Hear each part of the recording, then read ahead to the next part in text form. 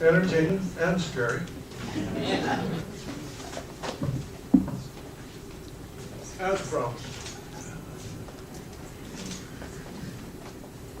They had a vision to build a double-hulled voyaging canoe in the style of the Polynesians who had sailed from Tahiti to Hawaii thousands of years ago. They didn't have any plans. No one had seen a double-hulled voyaging canoe in 150 years. They were able to go to the Bishop Museum and obtain diagrams that had been made and etchings, to give them a picture of what the canoe would look like. And they studied other canoes created in other islands in the South Pacific, and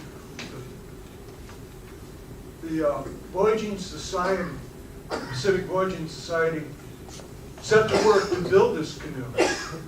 Well, they didn't have the massive koa logs that were needed in order to create a canoe in the original methodology of taking a solid trunk of a tree and hollowing out the inside and shaping the outside to make each of the hulls and then lashing them together. So they had to use marine plywood and fiberglass and shape that into the hulls. But the fastenings between the hulls, the sails, the mast, all of those materials were the native materials, the traditional materials, the lashings they had studied at the Bishop Museum that used all those lashings in order to create the canoe. It was completed in 1975 and was christened the Hokulea. After doing some testing around, sailing it around the island of Oahu, they set sail for Tahiti, using only the traditional wayfaring techniques, using the stars, the wind and the wave direction, shapes and positioning of clouds, the flights of birds, in order to guide the canoe all the way to Tahiti. There was no compass, no GPS, no nautical charts. In 1976, they made that journey. And when they arrived in Tahiti, they were greeted by over half the population of the island. Well, that wasn't the end of it. They turned around and they sailed back. That had not been done in what they had thought was about 600 years. So the Hokulea became an educational platform and began to sail throughout the Pacific, around the various Hawaiian islands, and became a real symbol for the resurgence of Hawaiian, traditional Hawaiian values such as aloha, which everyone is familiar with, of friendliness, openness, ohana, family, not just your biological family, but the family of those who are dedicated to the same types of endeavors. And kuleana, responsibility. Responsibility to others and responsibility to the environment. In the years, and now it's 50, and they are celebrating their 50th anniversary, they've gone over 140,000 miles in the Hokulea, all in traditional wayfaring techniques. Training new crew members. They were here in November, about a year and a half ago. Came right into San Diego Harbor, and that was part of their 43,000-mile Pacific Rim circumnavigation that took place. When they reached here, they kind of had enough.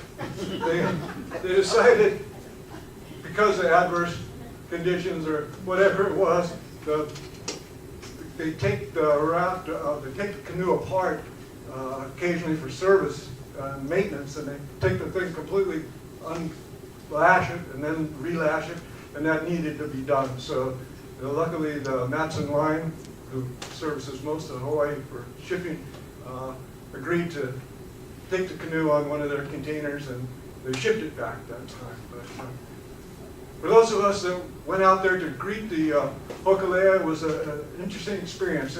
Here we were in our plastic, fiberglass, and carbon fiber one-man canoes, and we got to greet the crew and hokulea and share that tradition. But it wasn't always that way with the little plastic boats that we paddle these days. They were made from a koa log, a single log hollowed out, shaped on the outside, with an ama, that float that sits off the side, but the two sticks, what are called yakus. And there was in old Hawaii, on the big island of Hawaii, we call the big island today, Hawaii, there was a steamed canoe maker, Manu. And it was an older man, a kapuna, a kapuna, an older person, highly esteemed and respected for his abilities as a canoe maker. And it was that he had to travel from Puno to Kohala. And it's a long trip for anybody, on foot, of course. And he was going along, it was a rather warm day, and he'd gone on quite a ways, and it was just to the point where, whoa, I could really use something to quench my thirst, maybe a little something to eat. He went on and he saw some coconut palms, and he thought, whoa, little coconut milk and some fresh sweetmeat, that would be wonderful and refresh me for the rest of my journey.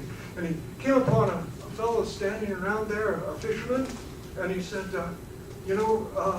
can I get a coconut around here anyway? He goes, oh, yes, we have many coconuts. Here, come with me, follow me.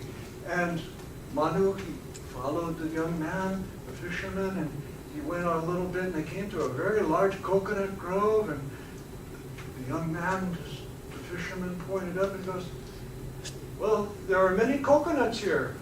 Help yourself.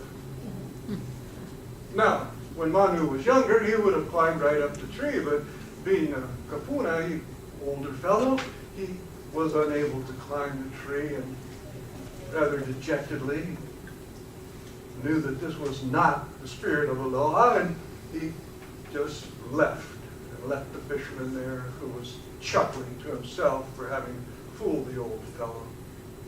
Well, he went on, and he came to another little village, and people there welcomed Manu and took him into their huts and provided him some food and some nice sweet coconut milk, and he was refreshed and made his way on home.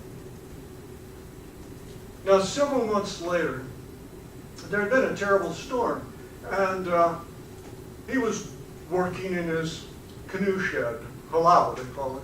He was working in halau, it's an open lean-to type of thing with a thatched roof to keep out the sun and the rain and protect the canoe. He was working there when who comes but that same fisherman, and Manu recognized him. And he came to Manu and he said, oh, my fishing canoe was hurt during the storm. Could you make me a new one? Oh, yes, I can make you a new one. Well, how about that one over there? Can I just have that one? I'm sorry, all these canoes here are already spoken for. They're promised to other people. But I know there are many, many others I can show you. And so the young man was very eager, the fisherman. He goes, oh, he just needs to get a new canoe so he can go out and fish and provide for his family. And sure enough, Manu said, yeah, we'll go. I'll show you where they are. And so Manu led him up. It was kind of a long ways to get up into the forest. The young man kept following him. Manu gets up there and they come into a grove of great koa trees. Manu goes, and here, my friend, are many canoes. Help yourself.